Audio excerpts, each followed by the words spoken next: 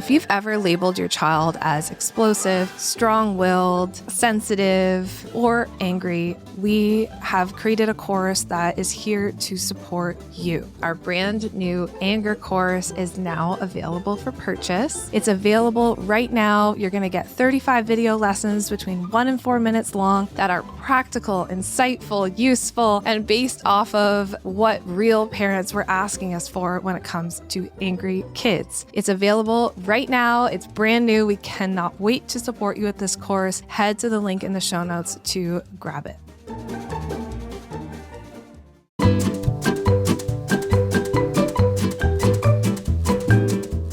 Welcome to Robot Unicorn, hosted by my parents, Jess and Scott. I hope you enjoyed the episode. Good morning. Hey, what's up? Not much. What's up with you? I am actually quite excited about this conversation. Hopefully people who have been listening actually enjoy a bit more of the research, because I find that the episodes where I'm able to do that, I'm so much more, invested or interested in. It just... Yeah, Scott's getting pumped. I feel like I'm learning so excited. much. Yeah. I get to read all kinds of interesting research and articles that otherwise I wouldn't. It's so fun. So it's nice that... If you're a nerd like us. Yeah, well, exactly. We're both nerds, so Yeah. It makes sense, but... You know, it was funny. Yesterday, I was picking our daughter up from a birthday party at school, and a bunch of her friends ran up to me. And they're like, Mrs. Vanderweer, it's so good to see you. And I was like, Mrs. Vanderweer? No. I just thought that, I know that's, not this time. We're talking about peers. But that was the first time. Usually our friends' kids call us, Aunt Jess and Uncle Scott or Miss Jess or whatever. That was the first time I've been called Mrs. Vanderweer. And I was I'm not loving it. That's Scott's grandmother. That's not... Yeah, right. That, to me, your grandma, who I adore, is a Mrs. Vanderweer. Not me. Anyway, It's Miss Jess or Aunt Jess. Yeah. I just thought that was hilarious. hilarious. Immediately correct no, I them didn't. in their ways? But it's just this group of 8-year-old girls. Mrs. Vanderweer. Oh my goodness. I just thought. Oh, they were excited to see you. They were happy to see me. Yeah. Was our daughter excited to see you? No, she was not excited. Yeah, okay. To see me. No, of course. Well, and hence the reason for us wanting Doing to talk this about this. episode. Yeah, It is fascinating. Yes. It really is. And I feel that it's only been somewhat recently that she has just started kicking off in this stage of being embarrassed of us. I saw some people calling it the parent allergy, which I found quite interesting. It's all of a sudden they develop this allergy to their parents, which is not quite In accurate, public but- only. Yeah, in public.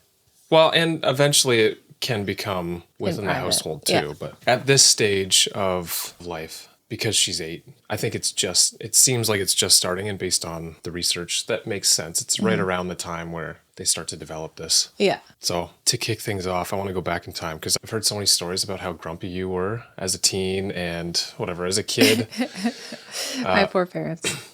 And how you were constantly annoyed with or embarrassed by your parents. So can you remember a specific moment when you were acutely embarrassed by your parents? Well, I feel like I've talked about this. I don't remember being like our daughter, being so embarrassed. But you were mostly annoyed with them? Yeah, I feel like in the house it'd be ugh, you don't get it. And just run up to my room and slam the door. It was more moody. I definitely remember being very moody. Being you want me to go on a walk? I hate going on walks. I'm never going. Like that. And they're Jess, you always love going on walks. I'm I hate it. But were you like that already at 8? Or did that... No, probably around that age, I think, is when it would start. When I would start to get kind of ragey, very moody. Don't tell me what to do. Don't make me do my homework. It was often around homework.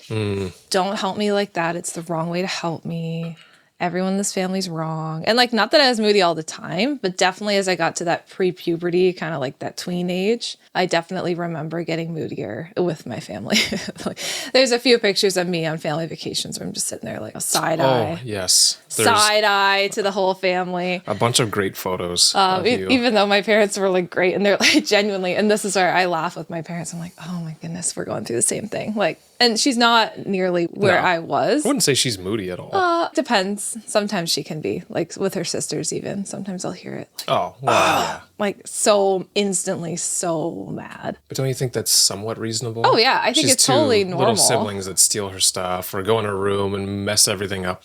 I feel like that's a reasonable thing to be upset about. Yeah. Versus it sounds like you were a little unreasonable with... Oh, totally. But like that's as I got older and more into puberty and the teen years, you know. But I will say a moment of being embarrassed doesn't really come to mind from my parents. Like I've embarrassed myself plenty of times. Maybe I was just more embarrassed about myself. But Again, makes sense based on what I was finding in the research. yeah, like I more so would remember the tiniest moments that I embarrassed myself, like showing up to school and I didn't wash all the shampoo out of my ears properly. And everyone was like, you have shampoo in your ears, you know, like just kind of lingering shampoo. And me being like, oh, like it's so embarrassed, you know, try and wash it out. I think like I have a lot more embarrassment and shame lived really close to the surface for me in the things I did for myself. And that's what I remember more so than my parents embarrassing me. Yeah, that makes sense. And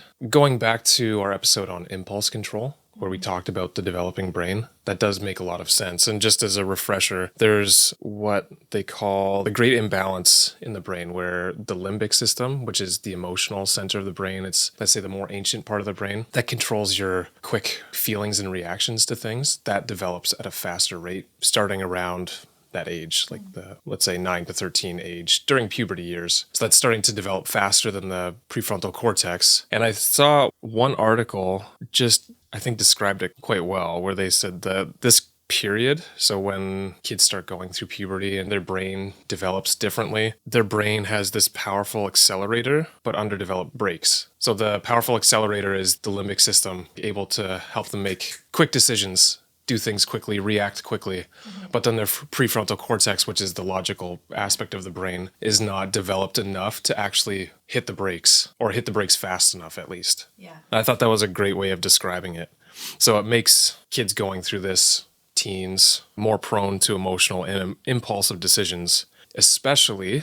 So there's been a bunch of research on this. And again, if you are interested, go back to that impulse control episode, but especially in social situations. So as soon as there are other kids around their age, or even if they just perceive that someone else their age is watching, they change the way they make decisions. Yeah. It's fascinating. It is fascinating. But that's a part of the development of humans. Like we all went through it. Everyone was there. But I love the idea of the brakes. Like your kid is going full speed ahead, but they don't necessarily know when or how, or are able to activate the brakes. And so sometimes then they say things that they wish they didn't say, and then they feel the embarrassment of that, or they try and morph in with their friends and they do something they wish they wouldn't have done, right? And I think that's where these years are very difficult in terms of friendships, in terms of feelings of shame or embarrassment, because they do things and then they're like, oh, I wish I could pull that back. And like, as adults, we can all relate to that feeling too, but it's so much more amplified when you're that age. Well, and another thing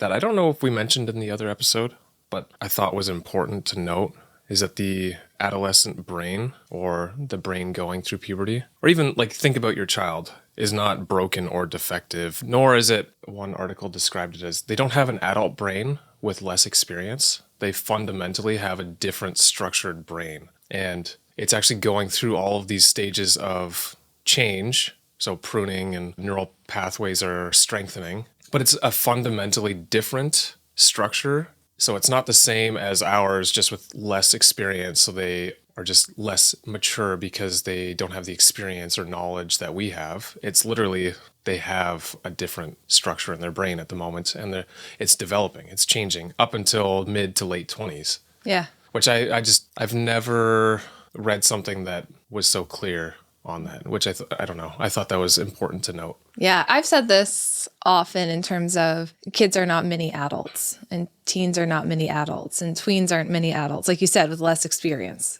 They simply are different. Their brains are wired differently. And so the expectations we have on, especially I feel like as they get to be teens, we often have these adult expectations on them. but it's unfair because their brains aren't developed in the same way an adult's brain is wired. And I had this conversation, and maybe this is skipping ahead, with someone the other day because I was saying how it's important for tweens and teens to be dependent on their parents still. And they were pushing back, being like, well, don't you think they're actually over dependent on their parents? Like parents are hovering and being helicopter parents and da da da. Right. And I was like, okay, I hear you, but that's unhealthy dependence.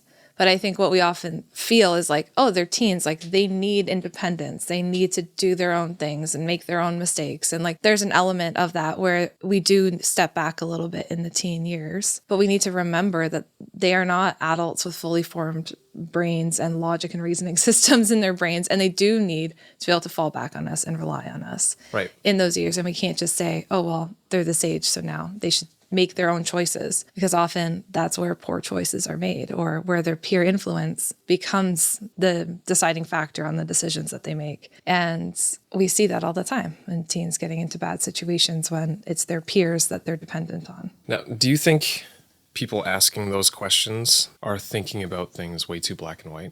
Because it sort of feels like people think you either have to be so strong-handed and it's my way or the highway. You don't necessarily need to know why there are rules in place, but these are the rules, versus you go to the exact opposite side of you're coddling. It's almost you're babying your child too much, versus I think there's somewhere, it's somewhere in between, and might be more heavily one direction or the other based on the type of situation that you're in. I feel like there's almost three, like there's three ends. So there's the coddling, right? Of like, well, I'll take you everywhere and I'll never let you alone with your friends, and I'm going to read every single text message you've ever sent, you know, that. Or I can't trust you with using this thing or doing this on your own. And it's just like the over the shoulder, like, I don't trust you. And then therefore the kid's like, I can't be trusted, you know, and that's difficult.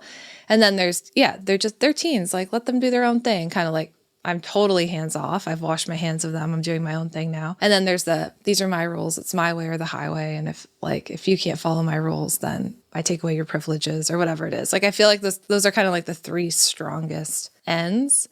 And then I agree, like, you think there's something else that's kind of within I think there. The first one, the last one you described are basically the same. But I feel like there's rules in like a harsh way. But then what I'm seeing and what this person I was talking to is saying, these parents genuinely are kind and loving and like supportive, and they're not trying to be harsh with their kids, but they just like, they can't let them do their own thing at all. Like, so they're just with their kids all the time. Whereas like the my way or the highway to me is more like, I'm just setting a rule and you better follow it. And if you don't, I'm going to try and enforce it. And those, I feel like that's where the teens really push back. And they're like, fine, then I'm going to go out partying with my friends or whatever. Do you know what I mean? I do feel like those are two very different things. And I feel like the coddling parent is genuinely trying to like be loving and be caring, and they have their, like, I could see myself doing that if I don't. Essentially, I could see myself being the coddling parent if I'm not mindful of it, which I will be. But like, it'll be so hard for me to be like, okay, yeah, like you have your license. Why don't you drive yourself to school today? Like, my instinct would be like, I'll just drive you to school every day. Like, I don't want you to have to ever do that on your own, or, you know, so that's the dance of like, where do I pull back? Where do I step in? How do I let them to be dependent on me without over dependence, or unhealthy, I should say, dependence? I don't know. I feel like it's such a dance. Yeah. I'm not convinced that I'm clear on that, but that's okay. That might be a conversation that we have off air and try and figure out what the best way to describe that is. But what part are you not clear on? To be honest, feel like it's kind of a range or spectrum of parents from, I mean, maybe it's not a spectrum. It's like a cloud map where that's probably what it is. It's honestly probably the 4 different parenting styles, and you kind of fall within them, and there's certain areas that, but again, I feel like people are way too black and white. Like, you have to be at the extremes of any one end of it. Yeah. I think that's a good way of describing it, the cloud map with the different parenting styles in each. Yeah. I think that makes more sense. So looking through the research, it seems that teens, or let's say children, especially once the limbic system starts developing at a faster rate, they get a more intense dopamine hit from social approval than the adult brain does, just in general. So they've done fMRI studies, and I don't really understand all of it, but it was showing that kids with that system that's developing faster than their prefrontal cortex get a bigger hit from dopamine from social approval. So when you see teens prioritizing social media likes over real world responsibilities, or kids like our 8-year-old choosing to not have us come to the birthday party with her rather than have us come to the birthday party with her because she wants to be with her friends. How can we as parents, but also other parents, how can we help parents understand this isn't just defiance, but a brain that's potentially just chasing a high? And I feel like social media likes are a different, it's like very far at the end of the spectrum. Like that is an unhealthy thing to be craving the social media likes. But in a simpler situation, like our 8-year-old wanting to be a little more independent and away from us and go to this birthday party on her own at her school, how can we help parents understand that that's actually a normal desire for children, especially at this stage of their life? Yeah, I mean, I feel like the way you just described it makes perfect sense, right? Like their brain is wired to start to seek closeness or attachment from their peers at this age. And there's nothing wrong with that or abnormal. And that doesn't mean they don't also have a good relationship with you. I think parents can start to worry and be like, oh my goodness, just because they have these friendships with peers and they don't want me at the birthday party, does that mean we have a problem? Right? So I think for parents, just taking that deep breath and being like, no, it actually is developmentally normal. It's typical for kids to want to have those relationships with their friends and not always have their parents hover and their parents around, right? So then it's like, okay, so where's the balance? Like, how do we do this in a way that feels healthy? It still feels safe for our kids, and we're not giving them too much independence, but we're also not smothering them and saying, no, I'm forcing myself into this birthday party. Yeah, you're not capable yet. You can't do it. You are actually capable, and it's a safe environment. So the questions I'm asking myself, so let's say this birthday party specifically, she's 8 years old. It's a class birthday party. And it's at the school gym, right? Lots of adults are going to be around. It's at the school gym. It's in a contained spot. It's not at someone's house I don't know. And there's lots of adults that are going to be there. We talk about it. We talk about it with our daughter. We talk about it ourselves. And we say, you know what? This feels like a safe option. We feel okay with you doing this birthday party without us being there. And we'll pick you up at the end. And we talk her through it. And she's okay. She doesn't want us to be there. We talk about who can you talk to if you need to get a hold of us, like who has our phone number, who's the trusted adult, all of these things. And we let her do it. And then I pick her up at the end of the birthday party and we talk about what happened and it went well. And, we discuss it. And I think that that's a really healthy way to help her build the independence, but also know that she can come to us if anything happened and how she can get a hold of us. And we talk about things like safe behavior, unsafe behavior, all of that to kind of set her up for success. Mm-hmm. Now, what I probably wouldn't feel comfortable with is, let's say it's the same scenario, it's her whole class, but it's at someone's house that we've never met before. I don't know the adults that are supervising this birthday party. I know there's tons of kids there. And I just don't have enough information to feel comfortable with setting our daughter there by herself, right? So in that situation, I might be like, look, I'm not comfortable with this plan and I'm going to come, but I'll hold back. Like, you hang out with your friends, not like I'm going to be beside you the whole time. But because of this and this and this reason, I'm not going to send you by yourself. So it's still the parent's decision at the end of the day, but we kind of have to look at when are these instances we can give them independence and when are times that we've decided that this is not a safe situation for our child and we kind of stand up and be like, no. Yeah, I think that makes sense. And especially if, let's say, we as parents are teaching them the body safety tools so they know how to react in certain situations and what to do. And I don't know, like we're preparing them for being away from us. I can see you in some situations might give them the independence and let them do it versus other times you wouldn't. Yeah. I think that makes sense. Yeah. Friends, we have exciting news. The Anger course is now available. This course was created for parents of kids who would be labeled as angry, strong-willed, sensitive, or explosive. It's meant for kids ages 3 to 9 years old. Inside the course, you're going to find 35 video lessons, all between 1 and 4 minutes long, really easy to digest, covering everything from your triggers, how you view anger, of course, your childhood experiences, to what anger is and why it presents the way it does, and how even sensitivity plays into it. And then you'll finish it off with some scenarios and really practical tools. The whole thing's only an hour and a half long because we know you're busy. We can't wait to support you. Head to the link in the show notes to grab the Anger course right now. Now, before we get into the next part of this discussion, I just want to ask what your opinion is on the developmental psychologist, Eric Erikson. I think he's done a lot of really important work. Yeah? Yeah. I think a lot of his work is foundational still to developmental psychology, like to this day. Yeah, it honestly seemed like it in what I was reading. And I was just reading up on his theories around each stage as children grow.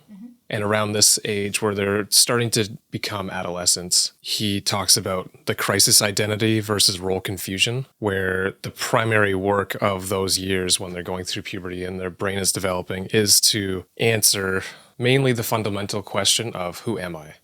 So they're trying to figure that out. And to do this, he just said that kids engage in periods of experimentation, trying on different roles, beliefs, behaviors to see what actually feels authentic to them. And they tend to push parents away a little bit because they're a symbol of them being a child and independent versus at this stage their brain is actually trying to help them become independent from their parents. They're trying to become their own person at that point. So they're able to take on the thoughts or think about what are these other kids thinking about me in this situation. And if my parents are around and my mom yells, "I love you," across the parking lot to her, what are my friends going to think about that for me? Am I still a little kid? Am I still a baby to them? Like, that's essentially what I understood he was saying in this stage of growth. Yes. And I think that this stage of growth is really important to understand that as parents, what will push our kids away in this stage, and we're talking about like tweens into teens,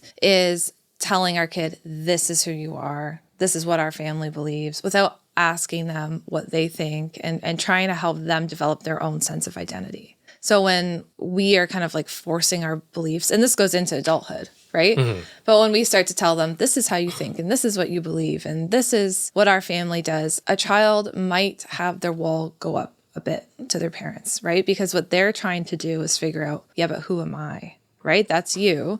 And for the first time in my life, since I was born, I'm realizing that I'm my own person and I have to kind of figure out who I am. And so what we want to do is be on our child's team to help them figure out who they are. What do they like? What are they interested in? What do they think of certain things? What does it feel like to be with your friends? What hobbies do you enjoy, right? Instead of us just telling them this is it. And that's a journey. They're not even going to have the answers at all at first. Yeah, right. But the more we can help our child build their own identity and know that we are there to support them on that journey, it helps them know who they are and actually makes them less susceptible, let's say, to peer pressure, to peer influence that's negative because they have a sense of who they are. But part of that is they also need to know that they have a sense of who they are and that still means that they belong in your family. Because as soon as they feel like, well, you know, I'm this way or I like these things, but that means that I don't have a spot in my family because they don't like so simple, they don't like sports. Like my family doesn't like sports, but I really like it and I want to do more sports, but my parents say that's not what we do in our family. Well, then your child starts to feel like, oh, maybe I don't belong in this family anymore. And like they pull away and they start pulling to peers who they feel like they belong with. So I think the underlying message needs to be, I want to help you in your journey to discovering yourself and figuring out who you are. And no matter what, I'll always love you. You'll always have a place in this family. I think if we can do both, we can really support them through this transition. What about, because I can imagine some parents may be like, whoa, you're telling me that I can't share our family values with our child and say, this is what we value as a family, and this is how we do things as a family. Like, that's kind of what it sounds like, and I don't think that's what you meant. Because I think it's still important to have family values and say, this is the lens through which we as a family see things. But we're having that discussion with our kids, right? Yeah. So I even love the idea of making your family values together. Like, what if even a couple times a year you sit down at the table and be like, what does our family value? Let's all put input into this. I'm just going to say, that sounds very, I don't know. That A lot of families do that, and I would love to do that with Are you our serious? kids. Yeah, that's like actually a common thing a lot of people do. To like sit down and talk about what's important to our family. What do we I'm value? going to say the vast majority of families do not do that. Do you really think? Not the vast majority, but I know people do that, and I personally love that idea.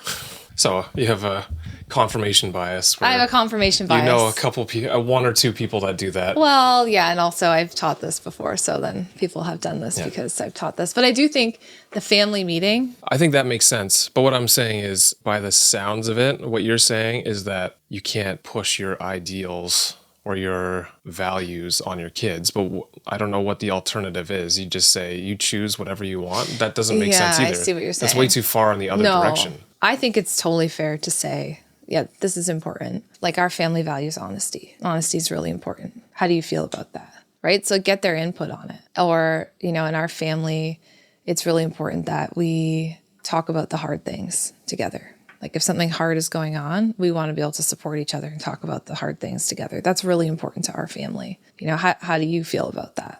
And it's more so like getting their take on it versus being like, our family always does this and therefore you have to, right? Without being like, and what does that mean for you? What do you feel about that? How, like when we do this, what comes up for you? I don't know. Like, I feel like there's a discussion that can happen with our kids instead of just like, this is what we do, end of story, period. I feel like that's when you're going to get pushback. I wonder what that looks like in reality though. So stuff like honesty, kindness, whatever, that stuff honestly is all very low stakes. But then when you think of something that is higher stakes for the parents, let's say something like religious ideals or I don't know, political ideals or whatever. Maybe at that age, it's not as big a deal for that political side of things. But that comes up as they get into the teens, It will right? come up. But I just think it's a much higher stakes thing. And how can you, as a parent, if you have very strong ideals or your parents push these strong ideals on you and you have the same thing and you want the same for your kids, how do you have that conversation? Again, you don't want to go too far in either direction where you say, you choose whatever you want. Or on the other side, this is the choice that we have made for you as your parents, and you will follow this. Yes, exactly. I love what my dad used to do, and it would drive me nuts when I was a kid. But whenever it came to anything, and I would just be like working with him on something or whatever, he'd always be like, so what do you think? What do you think about that? What do you think about this? It wasn't that they changed what they did as a family based on everything I thought, right? So for example, let's say religion. Let's say it's really important to you as a parent that your child goes to church with you every Sunday. That's fine. Like you're the parent, you're the leader of the family, and that's important to you. But then you start to notice your child's getting to like 10, 11, 12, and they're like, I don't really want to go to church anymore, right?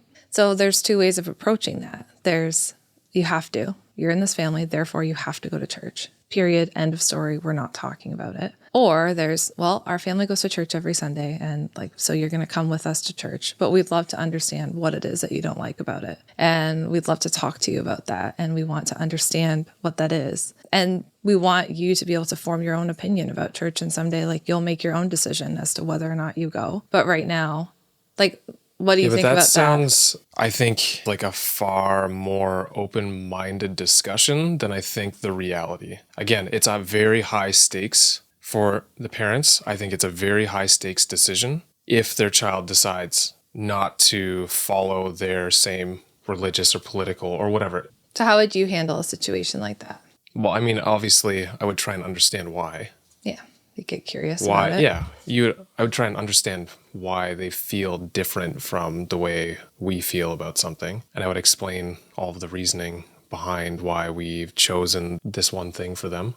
And try and figure out and say, this is what you as a child, you're going to have to do because this is what we want for you. But how can we collaborate on this to make this something that maybe you don't always love, but you're willing to do? But again, I don't know if I'm thinking about this in the moment as like, I'm thinking of this rationally right now, but. And like these conversations come up for parents all the time, right? Yeah, well, I know. And it is super triggering, especially if there's something that like. That's the thing. Like, I feel like I would not get overly emotional about our kids choosing or let's say questioning our reasoning on things. I would have a discussion with them. I'm not going to get overly emotional about them questioning because I would be quite proud of them for having the critical thinking skills to actually even question it. But I truly think that a lot of parents would struggle very much with that. Yeah, I think you're right. So yeah, in the ideal world, you have this beautiful discussion and it's all rainbows and lollipops and we agree to disagree and just keep moving forward. But as you can see in the world, a lot of adults can't even do that with each other. And then when you have your child who you might see your own insecurities or now they're questioning you and they're kind of turning into a little emotional version of you and they're questioning. I think this discussion we're having right now is really important because this is totally a huge struggle parents face, right? All the time. And especially in these teen years when the values start to conflict with their own, right? Well, again, this starts from around age 8 or 9. Yeah. They start doing this a little bit more. And I think it's an important reminder for all of us to be in tune with, before this happens, if we can, like, what is going to be really triggering to me? Like, if my kid comes to me, you know, and I've said this so many times to parents, but like typically the age where, let's say, we acted out the most or we had the most struggles, or the things that we really struggled around, like, that's going to be our biggest trigger. And it's going to be like looking in a mirror, and it's going to be really hard for us to regulate and be that calm, curious parent that we want to be, unless we can say, this is my stuff that I'm bringing to my kid here. I can't project that onto them. But like you said, most of us aren't doing that deep critical thinking all the time. And so in the moment, you might be like, Yeah, it would be very tiring to do that. yeah, exactly. And you might be like, no, you have to think this way because this is what we do, right? Because so much of your identity, and you worry that your kid is going to go off the deep end, right? And I think the other thing with this age is sometimes we take, and I don't know how to say this, but like sometimes we take what our kid says in one moment almost too seriously. Like if they say, let's just bring the religion example in again, I hate church, I don't want to go. Then we start to spiral being like, they're never going to go to church again, and they hate church, and da-da-da, and this and this. Meanwhile, like what we've just learned, they say a lot of things. They don't have the brakes on what they're saying. So we don't need to take everything like, we can be curious, we can be calm, we can be compassionate, but you don't need to take everything they say at complete face value. Like, this is what they're going to believe for the rest of their life. Yes. Because I do feel a lot of parents in my practice will come in because their tween has made like one passing comment one time on something, and now they're like, oh no, like this is it forever. Yeah.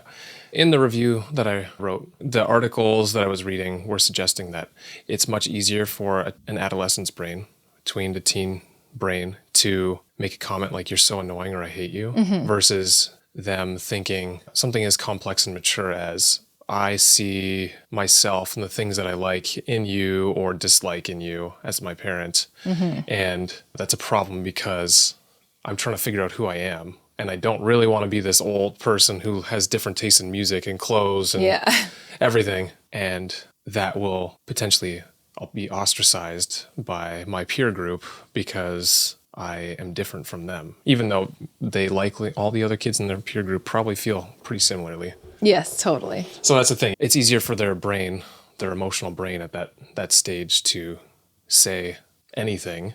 And it's our job as parents to help kind of correct and guide them down the right way of thinking. Totally. And not just saying, oh, they said they hate me, therefore they hate me, They actually right? hate me. Yeah. Because I think often that's what I'm trying to say about us taking it too serious. Whereas if we're just curious instead, like, oh, okay, what's going on, you know, or take them for a walk or wait till they calm down and then talk to them, we can typically get to the bottom of it. And it's not usually that they hate you or whatever it is that they've just impulsively said. Yeah. There was a lot on social media and gaming, but I honestly feel like that should be separate. And we already did an episode on social media, which I hope people agree it's quite good, quite in depth. So if you're interested in that, maybe go back, look at a few episodes back at that episode on social media. Gaming, I think we could do a whole episode on that too. Again, that's for older kids. Well, a lot of 8-year-olds are starting the game. Yeah, true. I guess there's some in our oldest class that are also gaming. But yeah, I totally agree. That's a whole episode. But those, if we're talking about peer influence and being embarrassed or like creating potentially antisocial behaviors, there are a lot of risks for both without an incredible amount of parental guidance. Not control, but guidance. I mean, parental controls maybe in the apps, but that's separate. Okay, so I know we've talked about in previous episodes going from the manager or micromanager of kids into more of a coaching role. You're trying to coach and you're on the same team and you're trying to help everyone develop and become the best version of themselves so we can as a team have a great family. And I mean, this is basically the philosophy that we take on quite a bit. It's creating that strong family unit because it helps with all aspects of life afterwards. Could you break down for the person listening what this shift looks like in practice and why it's critical? The shift to being more of a coach in these years? Especially, like when kids are little, you're essentially you're still coaching them, but there's a lot more management. There's a lot more like, oh no, don't touch the outlet, or don't do this, or here, do this, here. You're much more trying to Well, it's also guide a more lot of physical, right? Yeah. In the toddler years, like you literally have to pick them up and comfort them and rock them and whatever. But I see it's like, yeah, our role is still to be there, but yeah, it just shifts in what it looks like. So now we're coaching them through these years, and we want to be that coach that they want to come to and talk to and work through their issues with, right? But it doesn't mean that we're always like right there with them, solving every issue for them. So like I think of not bullying, that's a totally separate topic, but let's say a friendship struggle at school. Right? So instead of micromanaging coming in and like, I'm going to fix all your friendship struggles for you, it'd be like, okay, at home, let's talk it through. What's the struggle that you're facing? Okay, let's talk through some options. How could you respond? Let's role play it out. Like, let's practice what you could do, and equipping your child to go into that situation and feel like they can handle the friendship thing. And so that would be the difference to me from like a coach or a micromanager would be like, I'm coming to school with you and I'm talking to your friends, right? Yeah, right. And the kid's like, send help. Like, no, thank you. I mean, in some situations that might be necessary. That's why I said bullying's different. Bullying, Bullying's different. Bullying, we intervene. So as a coach, we're helping them. We're helping equip them. We're preparing them. A lot of the time it is role play. It is talking it out at home. It's teaching them things like safety and body safety and consent. It's doing all those things within the structure of your relationship so that we can give them these small opportunities to try and practice these things on their own. And then they come back to us and we talk about how it went. So I think that that's the really important piece. And similar to the toddler years, we're still making sure that we're setting them up for success in the environments that they're going into, right? So you don't want to pull back that too early where you're like, oh, they'll be fine, and then you send them to someone's house that you've never met before. Yeah. And you don't know anything, right? Right. So we also have to still understand risk. And a constant transition. Yeah, It's not like exactly. it's, again, with all of these things we're talking about, you can't think of it as black and white. Like it's either this or that. It's both. You might be 95% manager and 5% coach when they're a toddler, and it switches to like 60-40 as they are becoming 13, like they're 13 or something. Yeah. And then they get to 17, 18, and you're like, I really do have to pull back, but I hope I have that relationship and I can still be that coach for you, even though you're going to a party and I don't know everybody there now. Yeah. Right. So it's constantly kind of evaluating where are we at, how much can I give them, and trying to understand the risk while doing the dance of dependence and independence. Yeah. One interesting thing that I read in an article was that just a way of visualizing all of the work we do as parents to create this safe relationship that we have with our kids, it acts as a social immune system. So it's essentially we are giving them the ability to fight off the pathogens that, let's say, like a kid is not nice to them, a friend is not being nice to them. They will have the ability to understand and deal with that, or come back to us and we can help them work through it. Yeah. I just felt like the idea where everything that we're doing is helping them create this social immune system, because as humans, we're very social. We have to interact with others. I don't know, it's one of the biggest, if not the biggest parts of life. And there is a natural conflict. Like you want to protect your kids as much as possible, but every kid is going to go through some sort of conflict, right? Whether it's with a friend or something else happens, like you can't possibly protect them from all those things. It's literally impossible. It's impossible. And I think parents try, right? But what's better is doing your best, obviously, to protect them, but at the same time, equipping them and letting them know they can fall back on you and have that relationship to pour back on. And when you see your child so grumpy and they slam the door after school, not just leaving that alone, right? Being like, I want to help you. I want to understand what's going on for you. Constantly tuning in is the best protective factor that we can have, because they're going to go through hard stuff, but it feels a lot less hard when they know they have a coach or that relationship to fall back on. Yeah. And again, there's so much, even with that, because you also don't want to, you might see a certain situation where you're projecting your own childhood on the certain issue when maybe it's not as big a deal as you think it is, but because of what you had to deal with as a kid, you think it's a much bigger deal, and then you turn it into something much bigger, and it like, it's so hard. It's very complicated. These years are very complicated, and I do think it triggers a lot of old wounds in many parents. Well, right? I think being a parent in general is not an easy thing. I've always thought it was rewarding, but I think lately I've found it to be way more rewarding. It is really rewarding. Yeah. Yeah. Well, it's interesting to see our girls grow, and certain things like teaching them about what safe friends are like and teaching them the body safety tools, and then seeing that actually Helps. yeah, it helps. And they're having struggles at school, but they come tell us right away, or they tell a teacher or the principal. Yeah. And we work through it much faster than either of us would have as kids. I don't know. It's quite satisfying. Yeah, and it's hard, like when hard things happen with your kids, right? When their body safety issue comes up or when there's a friendship struggle. But it's important to remember that the way you respond and the way they don't feel alone in that situation is what differentiates it from being this like long-term trauma they're going to have to process in adulthood to I'm processing it right here and now with the people who care for me and love me and want to support me through this. Like, it's actually quite a gift that we're giving our kids to be those people for them. And I think parents we put a lot of pressure on ourselves. We try and keep our kids as safe as we can. But like when those situations come up, which they will, remember that just the fact that your child's telling you about it, like that's huge.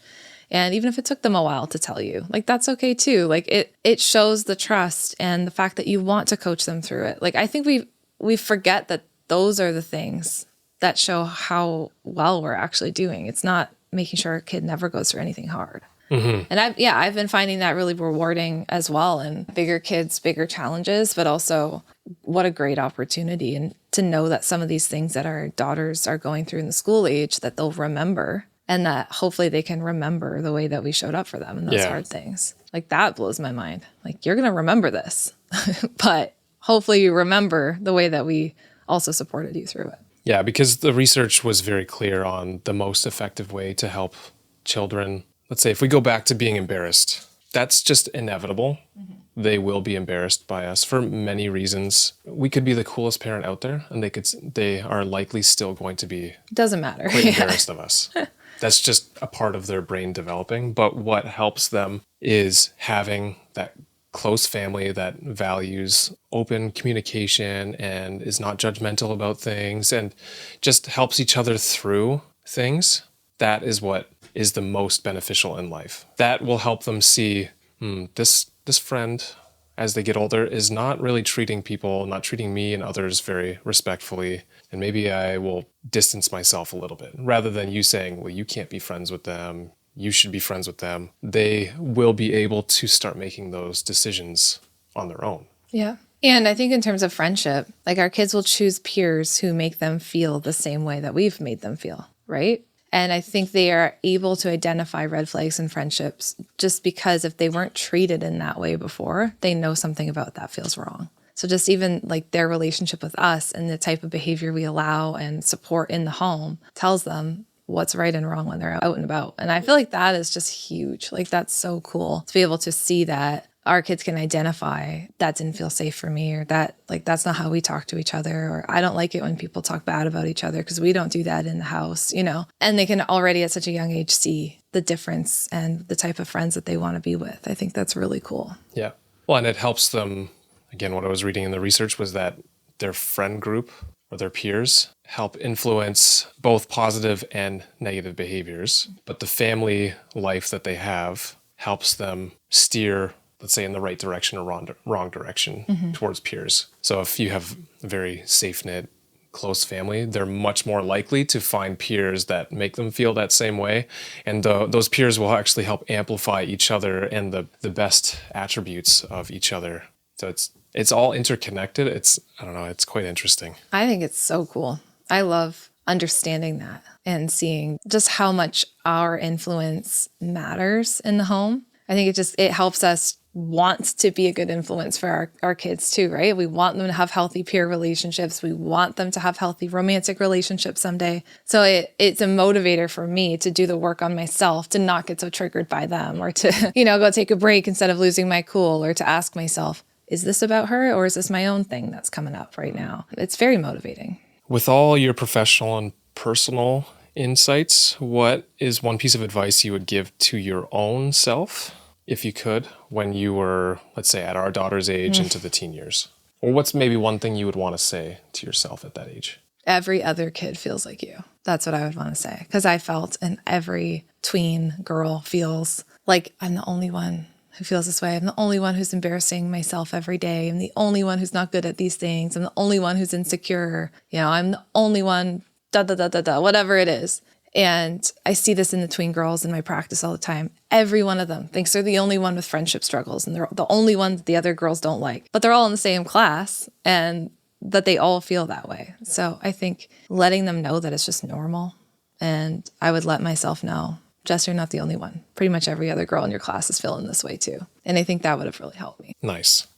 Okay, and to wrap up, what is what you would say the single most important message you want to leave parents with who are in the thick of these years and big changes? Because I think this is fundamentally different from, let's say, toddlers and preschoolers. Don't let your kids push you away. They might try, right? They might yell. They might say, I hate you. They might storm off and slam their door and say, I don't want you to come in. Of course, there's time for space to calm down, but don't follow their lead and be like, well, I guess like I should just pull away then. They need more space. These tweens need you, but they will try and push you away. That's their job, right? And your job is to, maybe they calm down in their room and then you come up with a tea or you come up with a plate of nachos or you're like, hey, let's go for a walk and go grab a hot chocolate. Like your job is to just keep showing up and don't take their words when they're angry at you so serious that you stop. So that would be my biggest advice. If you can just do that, showing up with curiosity, like that is the number one thing you can do. And your kids will feel that for years to come. Nice. I think that's a great way to end this episode. Beautiful. Well, this is a fun one. Yeah, you liked it? Very interesting. I could have talked about this for like 6 hours. Oh, yeah, I know. To be honest, I skipped a lot. We might have to come back to this topic soon. Yeah, I skipped a lot on this one. And I feel like we went in a little bit different direction than I was originally anticipating, but that's okay. I think it was a good discussion. I think it was really good. I kind of like it when we're not 100% on the same page with things. I think it makes for interesting discussion. And also the point of the podcast is to just help people think and reflect and kind of figure out what's going to work for them. So it's important to see sometimes that there is some different perspectives. I think that's helpful. Great. Well, Perfect. Thanks for listening today. Hope you enjoyed the episode. If you did, leave us a comment or a like or send us an email. We really appreciate it. Perfect. Talk to you next week.